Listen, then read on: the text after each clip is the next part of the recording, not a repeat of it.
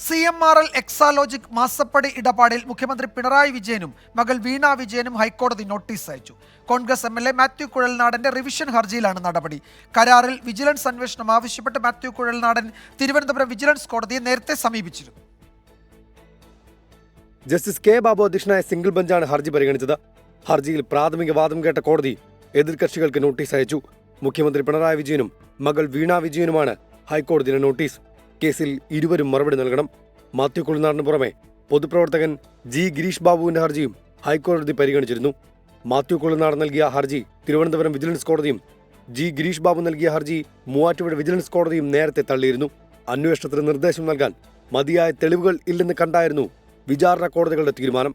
ഇതിനെതിരെയാണ് ഇരുവരും 2 ഘട്ടങ്ങളിലായി ഹൈക്കോടതിയെ സമീപിച്ചത്.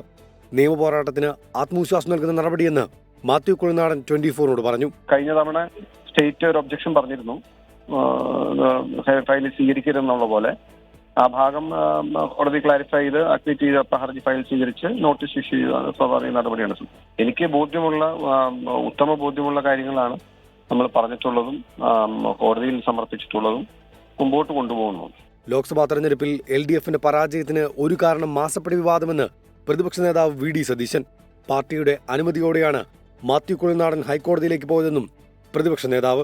തീർച്ചയായിട്ടും ആ കേസ് വിജിലൻസ് തള്ളിയ സാഹചര്യത്തിൽ വിജിലൻസ് തള്ളിയത് തെറ്റാണ് എന്ന് പറഞ്ഞുകൊണ്ടാണ് ശ്രീ മാത്യു കുഴൽനാടൻ പാർട്ടിയുടെ അനുമതിയോടുകൂടി തന്നെ ഹൈക്കോടതിയിലേക്ക് പോയിട്ടുള്ളത്.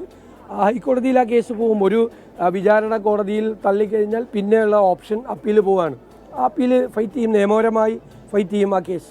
മുഖ്യമന്ത്രി പിണറായി വിജയൻ, മകൾ വീണ തൈക്കണ്ടിയിൽ UDF നേതാക്കളായ രമേശ് ചെന്നിത്തല, VK ഇബ്രാഹിം കുഞ്ഞ്, PK കുഞ്ഞാലിക്കുട്ടി എന്നിവർക്കെതിരെ വിജിലൻസ് അന്വേഷണം വേണമെന്നാണ് G. ഗിരീഷ് ബാബുവിന്റെ ഹർജിയിലെ ആവശ്യം.